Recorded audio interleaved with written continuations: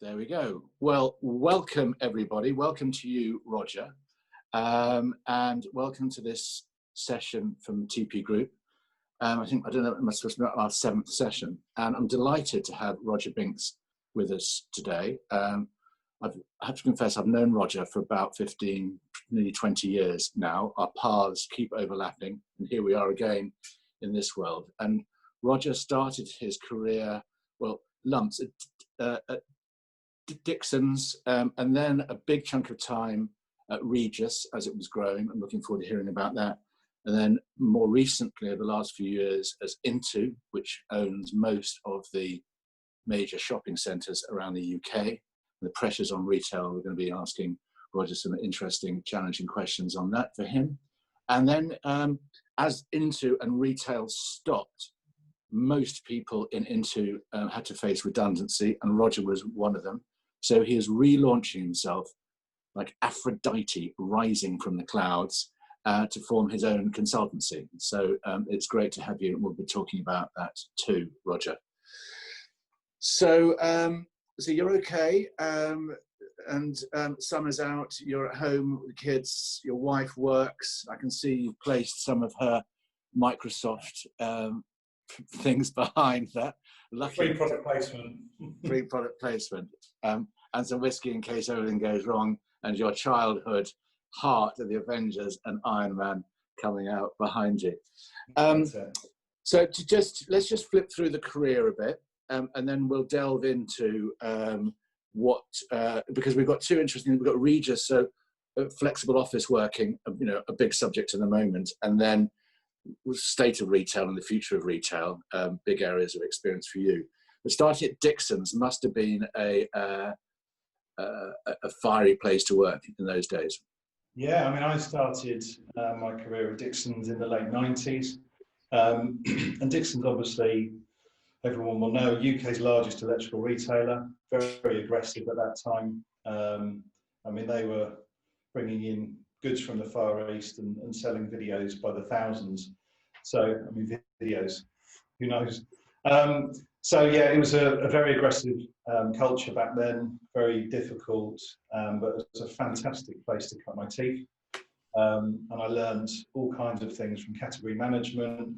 I launched PlayStation in the UK, so that was one of my things. Well, I launched Xbox in the UK. And then I think we launched Dreamcast, if anyone remembers the Sega Dreamcast, and we killed it probably in the same year. So, lots of highs and lows. But Dixons was a brilliant, and still is a brilliant business. But back then I think the culture was quite different to how it is now. Yeah, it was. I remember, because I was running the Sega business at WCRS, trying to put Nintendo in the cupboard. And then I went on to join a startup business called Two-Way TV, and I was head of marketing and sales. And Dixons, we had to get in and get distribution from Dixons. We were launching in the Midlands. And they locked me in a cupboard, and they wouldn't let me out until I agreed to reduce my commission rates. So that was the buying team strategy, you see. Yeah, just locked me in a dark cupboard until I couldn't bear it any longer. Yeah. So then you went to Reis, and Reis is and that's where we sort of met, but led by Mark Dixon, but no relationship between the first job. But an extraordinary larger-than-life character, who I seem to remember was a sandwich salesman, and then thought, these offices, I could do something better. And tell us about the origination of Reis.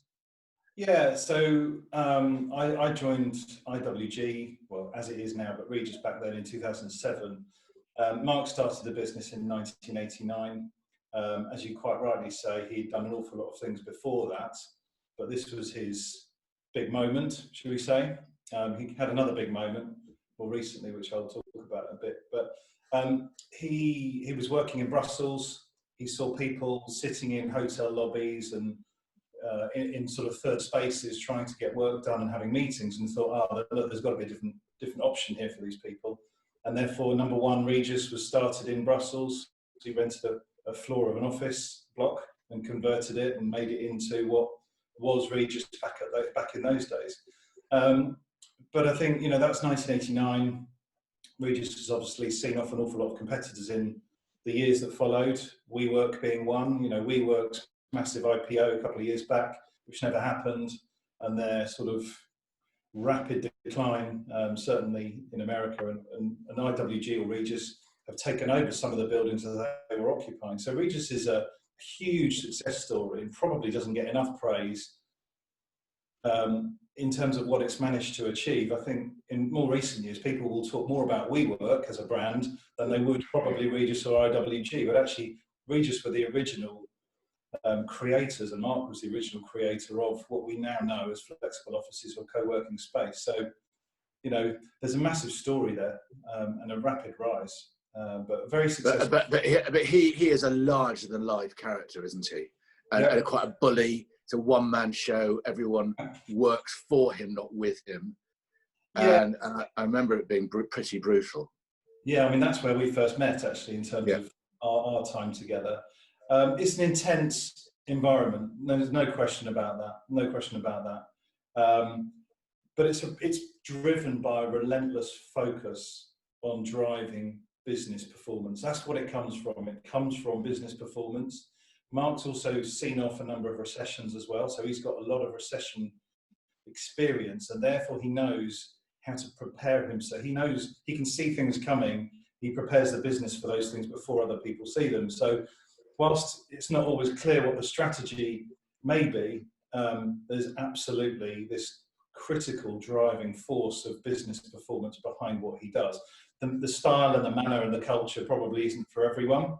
And certainly in my time there, 5 years was quite exhausting at times, but also incredibly rewarding. When you work with entrepreneurs who are relentless in their focus, you pick up and you learn so much that you don't realise it at the time. It's only when you realise how much you've picked up. So I owe them a lot in terms of my personal growth. I was fortunate enough to work with Mark very closely over those years. What was that time when you needed to work together over the weekend? There was something I seem to remember.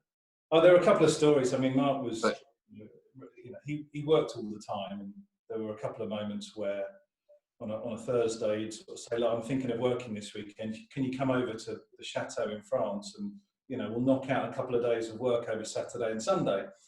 At that time, I didn't have any children, so it was a great invite for my wife to come over and enjoy the spa at the chateau and the swimming pool at the chateau and all the food that came with it. But, for me, it was 2 days locked in a room with Mark and his 2 dogs. Yeah. So, it was good. That was fairly typical in the way you used to work, wasn't it? Exactly. I remember another time when I had a phone call on a Sunday. I was having Sunday lunch with my in-laws, and I was needed in South Africa the next day. So that was Sunday. I was needed there on Monday. So we had to sort of cut that visit short, get home, tickets were being booked, and then I had to get to Heathrow that night for a 12-hour flight down to South Africa. So, the demands were there, but, as I say, the rewards were also there as well. So I'd just like to say, for all those people listening and watching, do put questions on the chat area, and we'll do our best to answer them as we come through. Feel free to interrupt. So thinking about, Mark having set up and you being a major part of leading the marketing of Regis, and now WeWork, and now the change in the role of offices. Yeah. Now, I've been running the Ad Forum week where we've had each of the advertising holding companies talking about the future of their worlds, and one of them was the future of offices, where you need to. They were saying, Mark Reed was saying how they're now working to make offices a really attractive place to go. Otherwise, people would just find reasons to not go. People have settled in. Many people have settled in. Many people are crying out to go and work in offices. But certainly the environment is changing. And 2 advertising agencies I work with have just handed back the keys. And people are working from home, and they can rent a place when they need to have an office for a pitch or whatever. Yeah.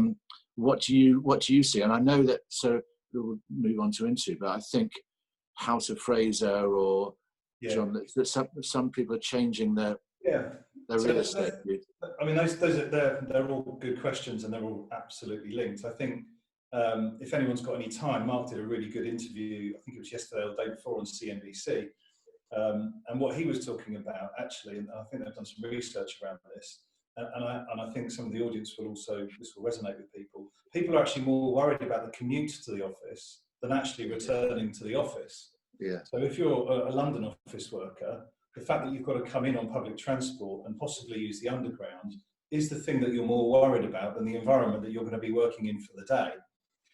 And I think those two things are quite different, and they also drive a slightly different change in behaviour, which the results of this IWG survey show out, which is actually what people are doing is they're going to more local offices and working closer to home. So still out of home, but actually much closer. So, and one of the things about obviously the Reis network and other networks like it is that there are these business centres which are in towns and cities up and down the country, which allow you to get to them and access them without potentially having to use public transport. So I think there's a bit of that. But as you say, Peter, there's an awful lot of multi-purpose building work going on. And I was going to pick that up on some of the examples later, but one that we touched on and I looked at was Westfield. So Westfield have a 100,000 square foot House of Fraser store in their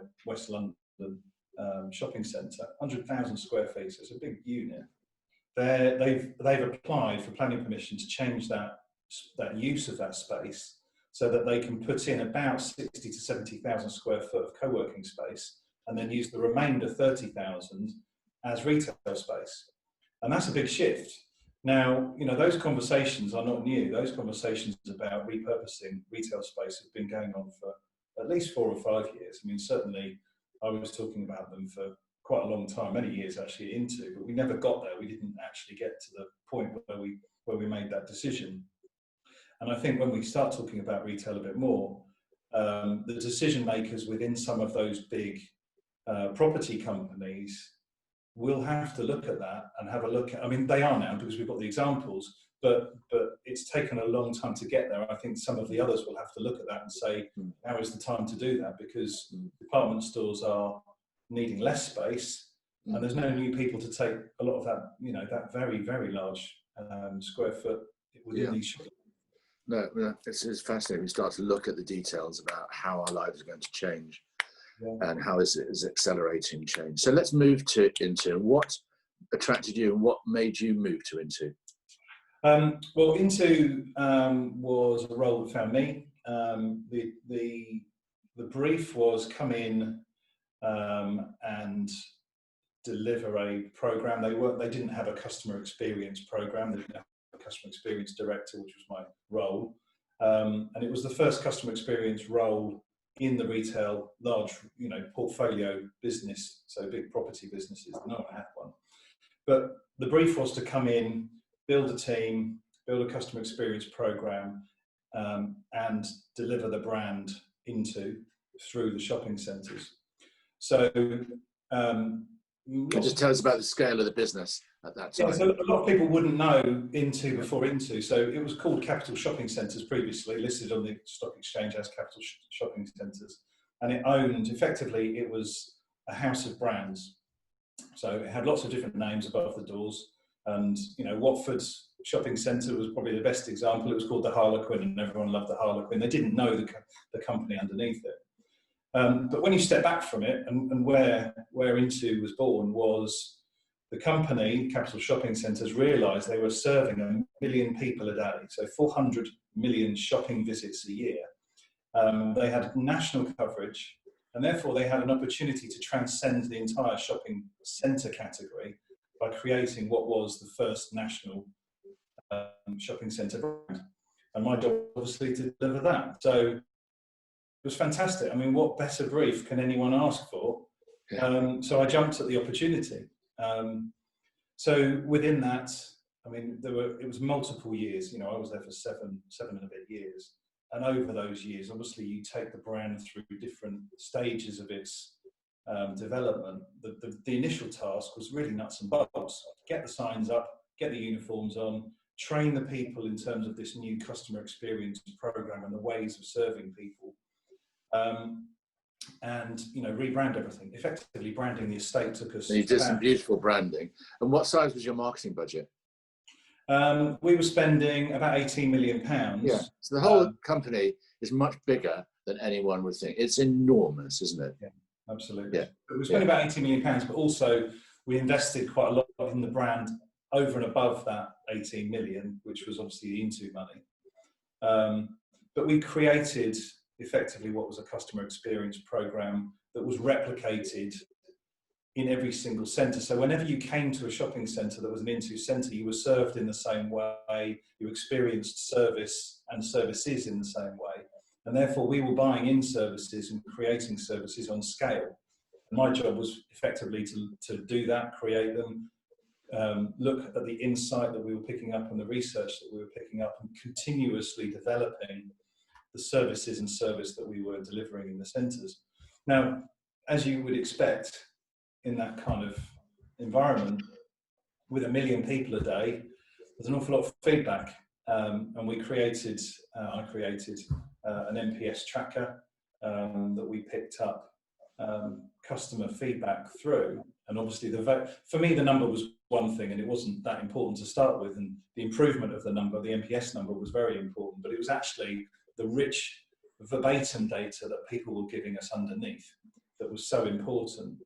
And that drove me to develop a customer experience journey mapping process for each individual centre, whereby we broke down every journey in every shopping centre, and we could see where each centre had weak points or moments that weren't really fitting the customer's experience or their high expectations, and therefore we focused on that area in that centre. So it was a fairly scientific approach. What was the most successful initiative that you had? The most successful initiative, that's a really, really good. I think I'm probably going to cheat a little bit here, but I developed a 3-year brand development strategy, which involved taking Intu onto TV for the first time. So as a brand, suddenly we were a national brand. We could talk about doing national TV campaigns. And one of my metrics was brand awareness and brand saliency.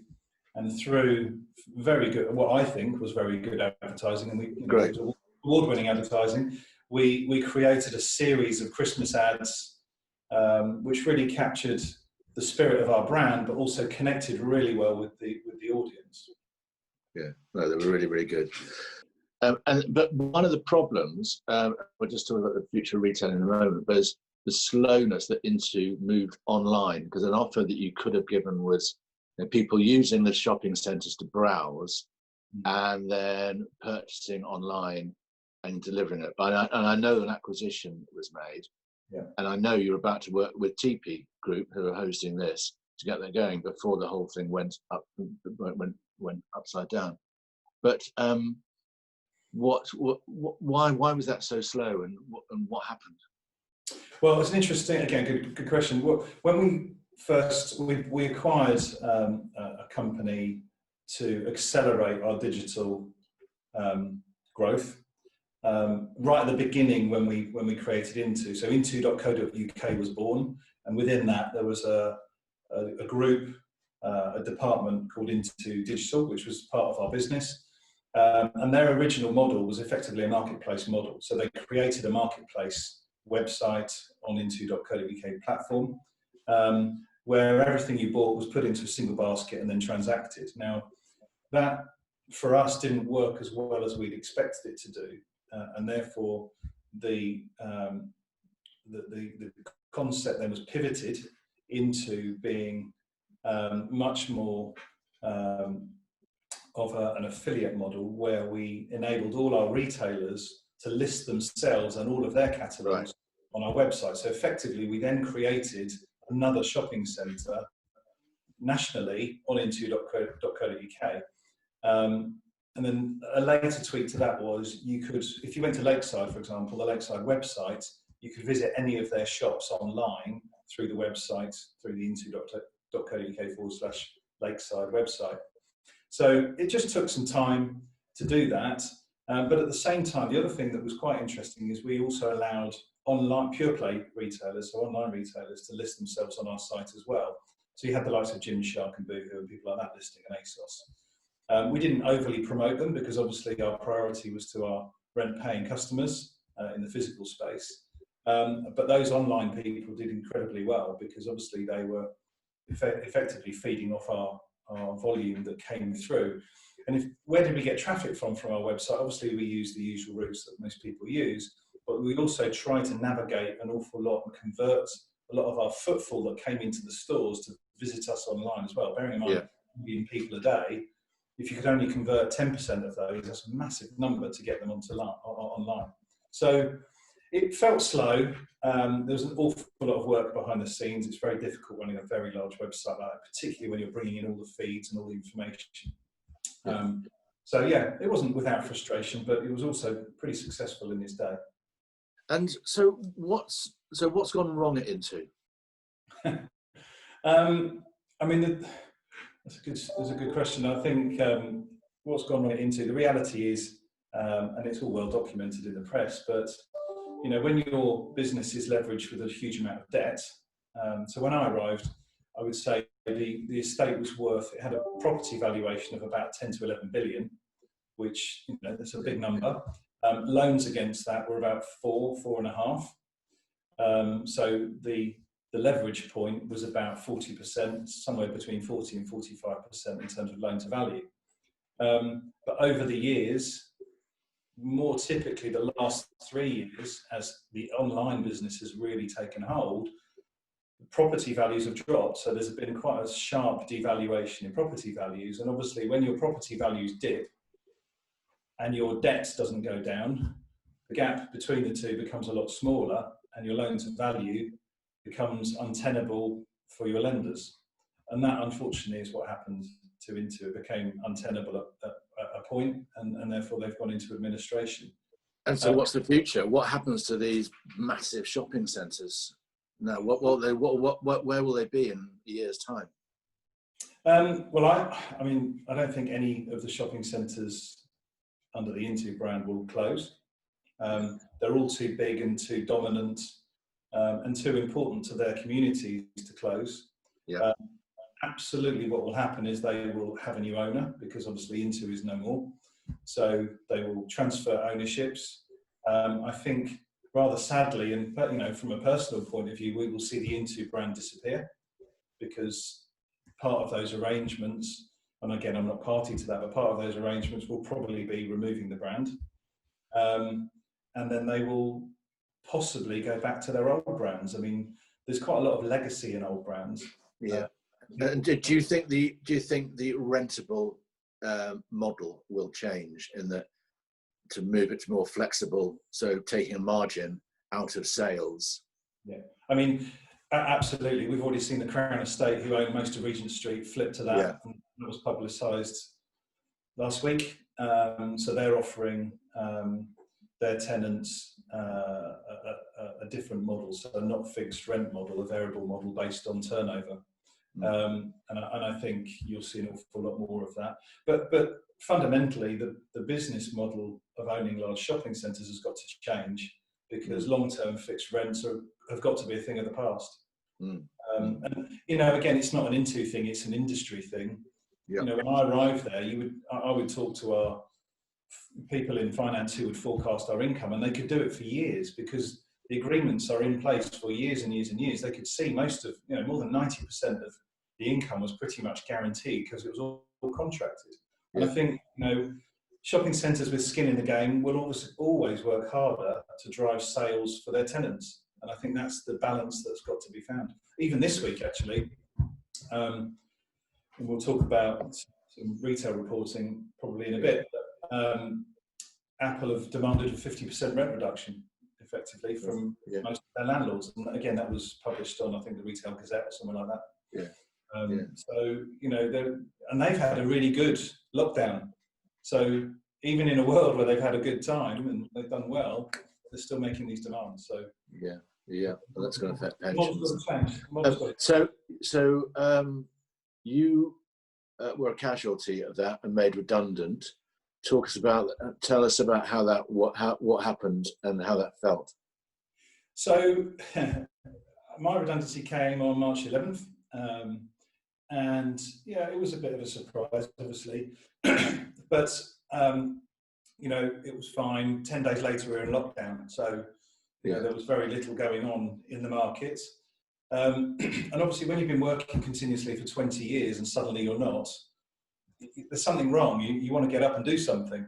And what I thought about was, well, there aren't going to be many large hires out there. There's not going to be many people looking for a chief marketing officer or a chief commercial officer or, whatever. So I thought, well, what better way for me to just try and create something? And I think there's lots of people creating things during the pandemic and post-pandemic, well, not post, but certainly now. I created my consultancy as an idea, and then I worked with a couple of agencies to take it online. So rogerbinks.com is up and running. And we created Binks. Effectively, that's my name, you're buying me. And that was the idea, packaging myself, selling that experience, selling all of the lessons that I've learned over the many, many years, all the connections I've built up, and the ability to pull on lots of people in my network to help other businesses is effectively what I've created. And, I've started working with a few companies already, which, I'm finding hugely. Well, that's great. So what are your sweet spots? What would you go, wow, that I can really deliver that, just so all the people listening can know? Yeah, so customer experience, obviously, having spent 7 years creating the Intu customer experience, that's an obvious area, and everything within customer experience. So everything from touch point mapping to net promoter score to, the design of toilets and the colorways that you see in halls and aromas that you pump in, all that sort of stuff. So we did all of that. Sound engineering within shopping centres is quite scientific. So customer experience, commercial development. I looked after the commercialisation business at Intu, which was significant, 20 odd million turnover, selling advertising, commercial space in the centres to promoters or long-term on-mall kiosk holders. So commercial development, brand purpose, we did a huge amount, and I've done brand purpose not just at Intu but way before. Brand purpose and brand management, spent an awful lot of time and years doing brand management and working out the best ways of doing it. And sometimes it's not really the fact that you don't know what to do, it's about how you do it. Getting people on board, winning support from the C-suite, or bringing agencies on that are the right ones to help you with that challenge, and sometimes they're not. Making agencies work together, not always the easiest thing, and I remember some of our workshops that we did, which were brilliant, and truths hurt sometimes, and I'll remember those for an awful long time, and I still recount them to many people. So brand purpose, brand management, marketing strategy is obviously an area that I spent an awful lot of time on, not only at Intu, but at Marriot, which was the bit between Dixons and Dixons and IWG. And obviously in my effective CMO role at Reis, I created the global marketing function, which was a matrixed organisation across the world, really hard to do. Certainly when not everyone has the same ideas. And then the last bit, which I really feel strongly about, is business and people management. So I've spent an awful lot of time coaching and developing teams. Yeah. I can't take all the praise for everything I've done. You can't do it without great people. And the Intu people were fantastic. The Reis people were fantastic. But we spent an awful lot of time together, and I invested a lot of my time trying to develop them personally, and also from a technical point of view. We got skills trainers in, we got what would I call specialist trainers in to develop some of the marketing teams in the field. Shopping centres inherently are operations departments. They operate the centres, and what you find is that a lot of the marketeers that you find in shopping centres aren't really what I would call traditionally trained marketeers. They're operational marketeers. Yeah. We moved every single one of those marketing people within Intu, probably more from an operational side to a pure marketing side, within, I would say, about 6 to 9 months. And they did a brilliant job. They really sucked up the training. It was great. So you're now Binks. I see that you do the Binks retail report, but I was also amused, and the more I think about it, is actually extremely relevant. You produced some research into queuing, Roger. Yeah, queuing. And that's quite specific, isn't it? It's slightly mental when you look at it, first of all. But actually, it's a new phenomenon of people queuing and people's attitudes to queuing and the opportunities around the queue. Tell us, please, I'd love you to tell us about the highlights of what that research came out of it. Well, so let's just start with why, because I think that's more important, because otherwise it will feel like I'm a bit crazy. Yeah. The report was done just before the reopening of retail. And what I was trying to do was find some headlines. I was working with a couple of companies who were trying to understand a bit of attitude and some of the consumer attitudes that were out there towards reopening. And obviously queuing was a major challenge, not only logistically for operators, but also for people. You know, we've been really lucky. I mean, let's be honest, since lockdown, the sun's really shone a lot. So anyone who's queuing outside a shopping centre or outside a Waitrose or a Sainsbury's or whatever, we've all had it quite easy so far. But as soon as those rain clouds come and the snow comes and we've still got to queue, that's going to be tricky. That's going to be tricky for a lot of businesses because they don't have that queuing area. It's a car park at the moment with no cover. So the idea of the report was really to understand just before the release of going back to stores, how people felt about the stores reopening. So that's where the research came from. A quarter of people hadn't decided whether they were going to go back to the shop yet. So that was quite, 25% of people hadn't really decided. 40 odd percent had said yes, they're going to go, and the others were definitely not. So about a third of people said, I've got no intention of going back to a shop when they reopen. Now, of course, I think things change, and now we're all having to wear masks. And other people have spoken about the experiences of going back to stores. I think people have, slowly gone back in, certainly into the stores that you have to go to. So what I found also, again, you've got to remember the point when the survey was done. Over 60% said the way they shop will change now we've been through this coronavirus pandemic, and they will definitely shop less in physical stores as a result of it. That's 60% of the shopping population. Now, it's no surprise that when you look at the reports on retail, that retail footfall is anywhere between a third to 50% of what it was, if not slightly higher in some places. But the retail model's under enormous pressure, because when you're already struggling with 100% capacity that you can get through the door, and then suddenly that capacity is halved or even chopped further than that, you're going to struggle even more. And there's no surprise that we've seen administrations, CVAs, an awful lot of jobs disappearing. Even yesterday, Dixons said they were cutting 800 jobs. That's part of this. So, the queuing part was really to get some headlines, to get some insight. But one of the things that came out of it was actually that people want to use technology to help themselves have a better experience. So I think about 30% of people said that they would use a booking app to book a shopping slot so they didn't have to queue.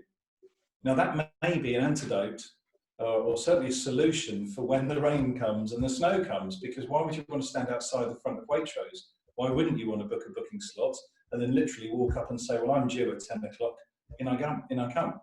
So that may be something that hasn't really bitten yet because of the weather. I think, there's a couple of other things that people are worried about, the behaviours of other people in stores. So this was some of the anecdotal feedback about queues. I asked the question, what are people worried about? What other things are people worried about? They said people not following social distancing rules, people touching lots of merchandise and effectively spreading the virus. And in theory, shops are meant to quarantine anything that's been touched for 72 hours, which is impossible in large stores. It just is. And also they were worried about how the staff were accommodating towards the social distancing and new retail rules. So, this was back in June. Certainly my experience, and I'm sure lots of other people's experience to date, has been variable and mixed. I have a local Waitrose, it's brilliant, works really well. The queuing is fine for now. And the experience in the store is very good, and they are holding the mandatory line on face masks, and they are challenging people, which I think is good. I went to a motorway services a couple of weekends ago. There were a lot of people in there without masks on. And again, these are similar, they're retail environments, they're just a slightly different type. A lot of people, they weren't being challenged, and there were a lot of people still not wearing masks. So the more that people can follow the rules and wear the masks, I think will certainly improve people's confidence. And like we said before, people's reluctance to go back to work in an office is the same as people's reluctance to go to a shopping centre. It's all about the interaction with members of the public, things they can't control. Everything you can control, you'll feel comfortable with, but it's anything you can't control that suddenly you worry about. I was on holiday actually in St Ives 2 weeks ago, and St Ives, if anyone knows, is a cobbled street sort of town on the coast of Cornwall. And they have social distancing rules, marks on the floor, and da-da-da. No one was giving a blind bit of notice to these things. And it was awful. We actually left quite quickly. We didn't want to be around that. Yeah. So, be optimistic as we come to what's with your retail strategy and from your reports. Do you think are the opportunities that we're going to see coming out? Yeah, I mean, I do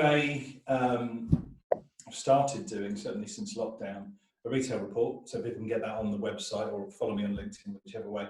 But there's lots of opportunities.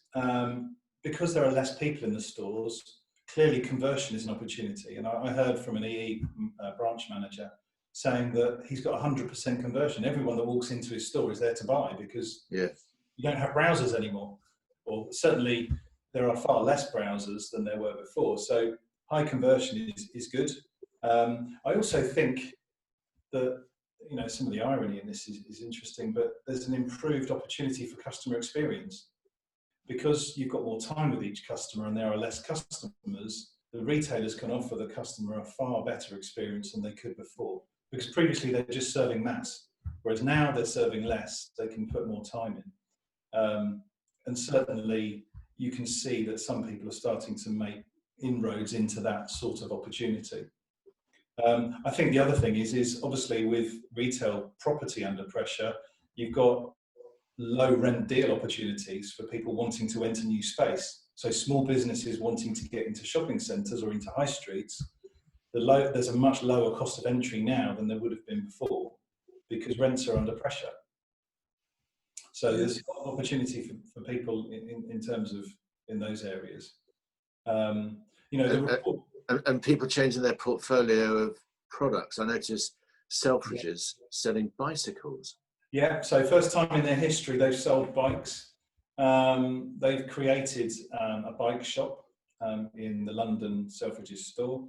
It sells e-bikes, normal bikes as well, apparel and exclusive gear as well. So they've got some exclusives in there. Interestingly, they're opening with a celebration of the evolution of the bike, and they've got loads of penny farthings in there. In fact, I think you can buy a few. So maybe that's one for you in France. Yeah. But you know, the nation's had a renewed interest in cycling, and obviously Selfridges have seen that and said, I'm going to jump onto that. There's also a new, I don't know if you picked it up, but a lot of people will. There's a new chain, I can't remember what they're called now, who sell e-scooters, and they suddenly have rolled out across the country, or certainly opened a few stores. But there's innovation out there. John Lewis have done some personal shopping appointments through Zoom. So you're talking about a large, you know, effectively physical retailer with a brilliant online business, connecting those two things using Zoom. And so therefore you can now book a 30-minute Zoom call with a salesperson in a physical store. They will walk you around the product that you want to look at, or they'll walk you around a range of products that you want to look at within a 30-minute limit. And then that helps you buy. You don't actually have to go to the store. So, I mean, that's pretty cool. This is an evolution. You can do that in the Peter Jones John Lewis store in London and Southampton. But they tested virtual services during lockdown, and they had 3,500 appointments over lockdown for home interiors, personal styling, and advice for expectant mothers. So there's definitely a demand for it. And what a great thing to do. Brilliant for their brand. Yeah, very clever. Very clever. Let's just see what questions we've got. I've noticed a question here from the lovely Gareth Owen. From Rugby in the Midlands, Gareth. To what degree do you think that the new normal has accelerated a move towards a more virtual existence for humans, full stop? Well, that's a big question, Gareth, isn't it? To what degree do you think the new normal has accelerated a move towards a more virtual existence for humans? Well, I don't know. I don't know how to answer that. How would you answer that? Well, I mean, I think it's a great question, actually. We probably haven't got enough time to answer it, but I think it's accelerated everyone's usage of more virtual. I mean, look, we're doing this thing on Zoom, so so it's accelerated people's use of online tools. I still think, and homeschooling, all of those things. My kids were learning using Teams for the last few months, and people zero commute. So actually, you've taken away the need for any of those things. But from a virtual existence, I really genuinely think that people like being around people, and people like the physical interaction. They like to immerse themselves and experience brands and experiences. So what I probably think it's done, to try and answer Gareth's question, is there are certain things that people will never change now, the way they do it. And there are some things that people crave for that they will want to go back to when it's probably a bit safer to. Well, and he's back. Gareth is back. He said, Roger, if you were to build a new out-of-town shopping centre tomorrow, what would you do differently in the current setup? Now, that's a good question. That is a really good question. Do you know what? If I had any opportunity, it would be out of town. It would have a removable roof, so a retractable roof, because the roof, we know that when the sun comes out, people like to go out to the parks and those open air schemes, so you can have the best of both worlds. I'd have variable and flexible rents on the units for retailers. One thing I would make sure that I would have with all of the retailers is transparency of data sharing in terms of how they're doing from a sales point of view. And that is an area where lots of older property companies haven't got to that. Some of the newer ones, the MacArthur Glens, have got that information. So I would make sure I've got that.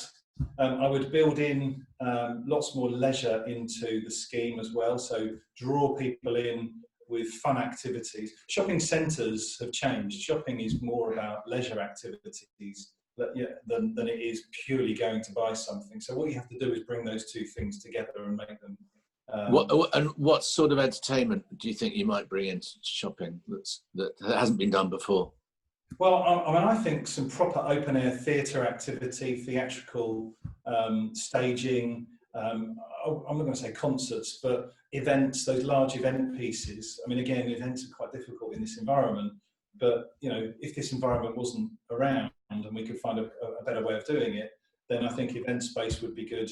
Everyone loves going to, car events or car shows or markets, and lots of towns have markets, and I think the shopping centres should be a sample of that. I think the other thing that, if I was going to build one, is I'd try and get an awful lot of local businesses to be present as well, because otherwise shopping centres are all the same. They may have a different design and a different shape and a different name, but the reality of it's all the same shops and it's all the same high street brands.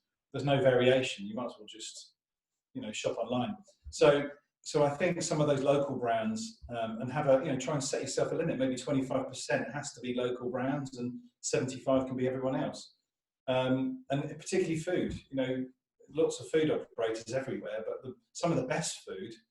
Probably people on this call. If you're going to have a curry, you're never going to buy it from a national curry chain. It's a local one or a Chinese, etc. So I think some of those ideas would probably come to the fore.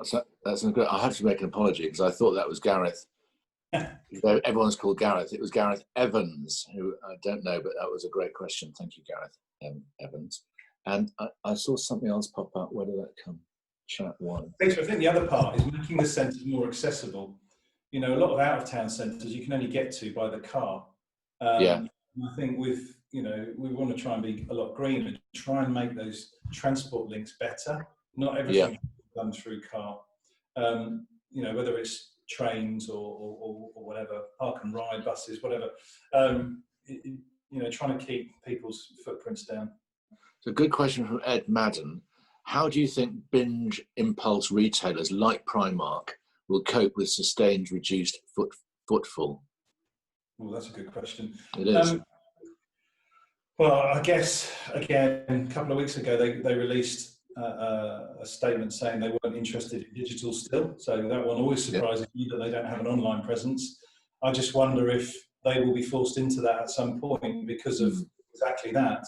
It wouldn't surprise me. Certainly, the feedback I've got from Primark, from the shopping centres and people I still talk to, is that Primark are still very busy.